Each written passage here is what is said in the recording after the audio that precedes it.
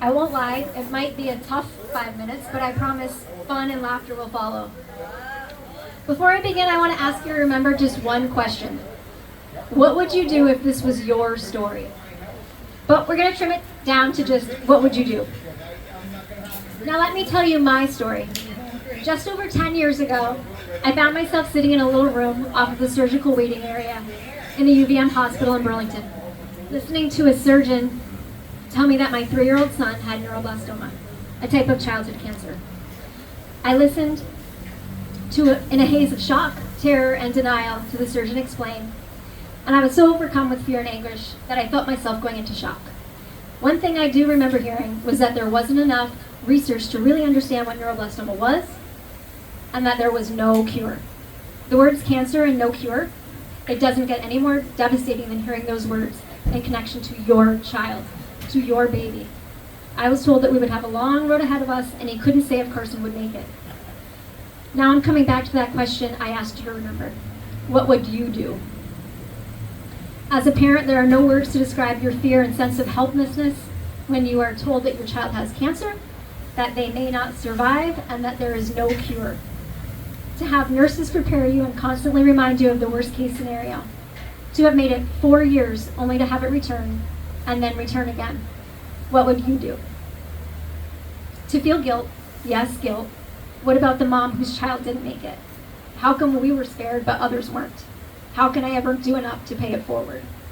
What would you do?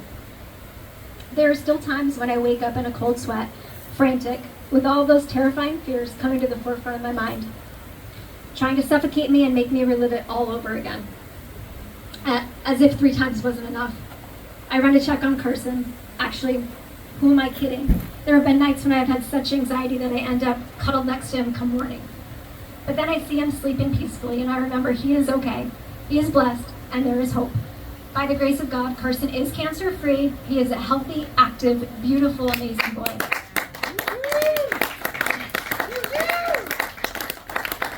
But those fears and those what-ifs, they never stop. With all of this overwhelming fear, what would you do?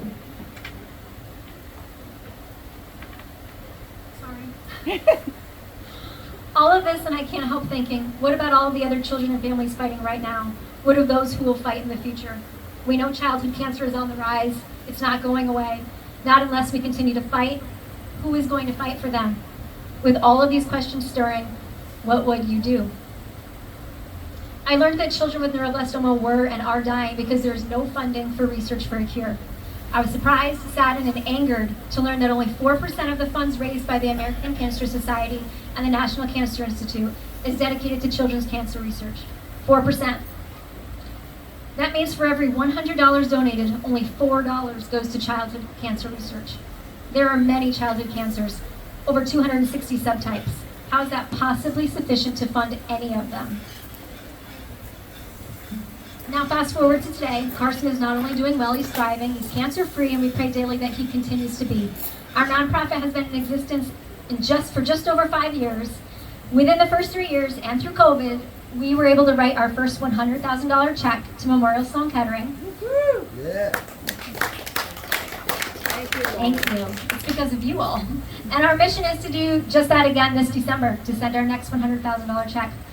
What did our funding do? Our funding was used on a groundbreaking immunotherapy vaccine, a vaccine that can be used across not only multiple pediatric, but solid type tumors as well in adults. This is the only pediatric tumor vaccine in existence, and it has been shown to be safe and increase survival rates in children. I think it's important that you know that every year since our inception, 99% of proceeds raised through HFM have gone straight to childhood cancer research. We were told by many that this was unheard of and it couldn't be done. Yet here we are, ensuring our operating costs are below 1%. Not many, if any, nonprofits can say that. Given that less than 4% of all funds raised for cancer research is set aside for childhood cancer, it's up to us to make a difference. Now we have some exciting news. We recently made 2 exciting changes to our mission. Funding research for a cure is always our top priority. That will never change. However, I've been wanting to do more locally and to help families right here in our area. I'm excited to share that we are now offering an annual grant of $2,000 in Carson's name. It's Carson's Warrior Grant. And it's going to support other local families with a child undergoing treatment for childhood cancer right here within Clinton, Essex, and Franklin counties of New York.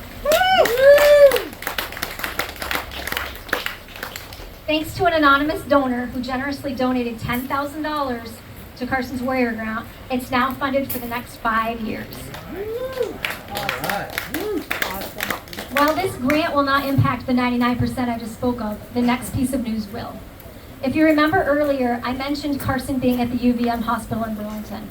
What I didn't mention was how their care at the Children's Hospital there was integral in helping him heal. It's been in my mind to find a way to support those who helped Carson, who helped us. Hope for Miracles will now donate 10% of its funds to the Children's Hospital to ensure the programs that helped Carson are there to continue to be there for other children. While our goal will still be to keep our operating costs at 1%, 89% of funds raised will go to cancer research and 10% will go to the UVM Children's Hospital. Now back to that question I asked you to remember. What would you do? I know what you'd do.